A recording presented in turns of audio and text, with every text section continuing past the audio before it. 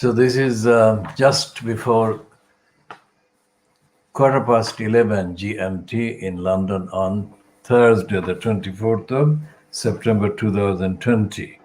This is part B of the diagnosis of the media, Fleet Street. But here is a kind of apparently updated piece on Private Eye about money laundering and the role of the Standard Chartered, HSBC, Barclays Bank. These are the highlights. So it's the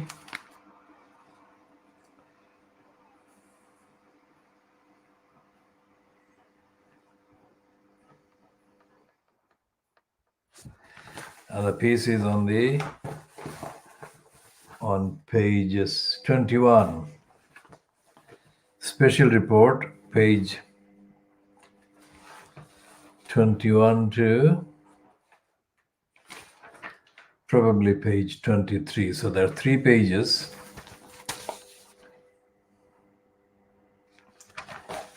Now, this is not the first time the Private Eye runs these kind of stories from time to time.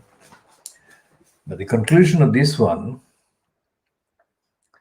money laundering continues to be seen as just another white-collar crime, and a secondary one at that. Seen meaning seen by British government and British, quote, authorities. So the next sentence is the UK government has long assigned it, that is money laundering, assigned money laundering to a junior ministerial backwater. And it says, underpowered law enforcers and regulators have issued punishments that don't make any difference. And the handlers of the filthy lucre have simply filled in some paperwork on a good day and carried on taking the rich returns on offer. So that is an admission in Private Eye's language of widespread corruption dominating Britain. That this has continued for so long after the devastating political consequences have been known has enabled looted money to shape the world order. Looted money to shape the world order. The often promised cleanup of the banks and elimination of tax havens and shell companies, SHELL, shell companies, that is bogus companies, needs to happen before the takeover of the kleptocrats is complete. Now that is not anywhere near what needs to happen. What needs to happen is for Private Eye to understand the gravity of the situation, and as complacently covered in this so-called special report, the gravity of the situation is to be found in the total failure of the court system. Remember, this diagnostic, analytical, world-exclusive narrative calls the British judicial system the corrupt system. And this takes us back to the time when David Lidington, who was touted most of his time as the heir apparent to Theresa May.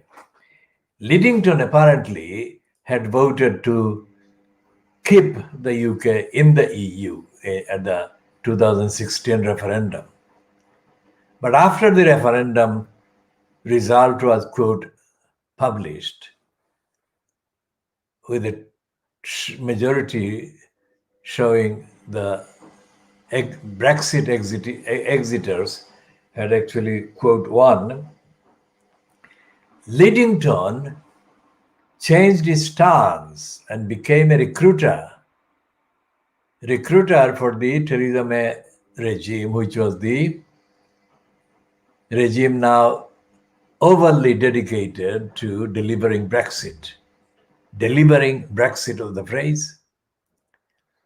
which was followed later, much later, by the more brazen "Get Brexit Done" mouthed by Boris Johnson. So Brexit was the mantra, Brexit was the religion they had found. Now, Lidington, as a recruiter, was installed as the kind of law minister in the cabinet, also known as the Lord Chancellor and the Minister for Justice, whatever. There are confusing kind of titles for that post. But the post is totally irrelevant to the cause of access to due process and rule of law remedies through the court system. The post is absolutely removed from the rule of law. And as Robert Buckland, the current occupant, in the same post as Lidington was in 2016, has confirmed, Buckland is a passer of the buck, and he doesn't speak as somebody who even knows what rule of law is or due process is, let alone be passionate, dedicated to defending those. Now, in 2016, Lidington became a kind of fan of the Brexit narrative. And by the time the then first president of the Supreme Court, David Neuberger, was about to retire, Lidington had already kind of recruited Neuberger to the cause of peddling Brexit. And Neuberger issued a suitably acceptable pro-Brexiteering kind of line or script at the behest of Lidington. Because by the time Neuberger made the spiel, he was convinced that he was no longer a sitting judge, which is another kind of absurd claim that they make, saying that judges are not political. Judges are very much political. But Lidington recruited Neuberger, who then suitably issued, let me just find this if I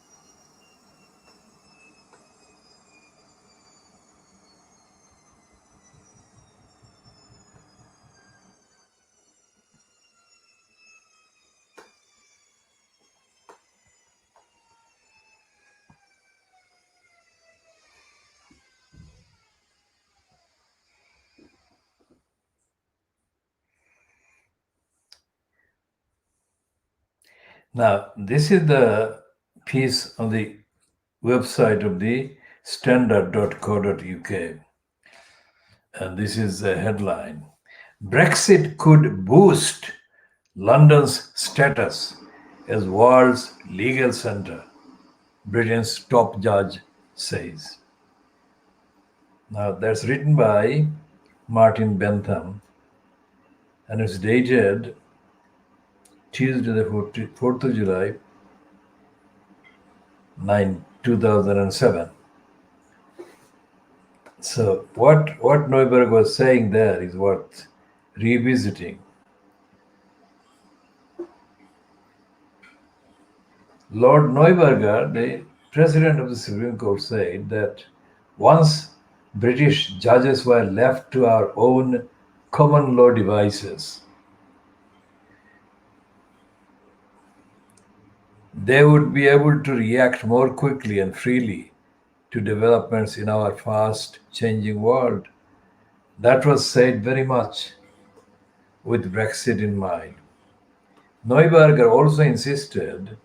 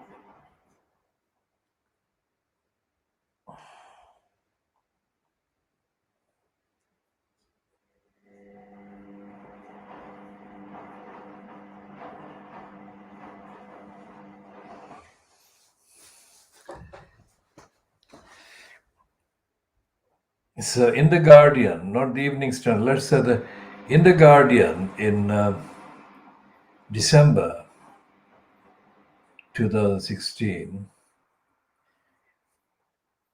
Neuberger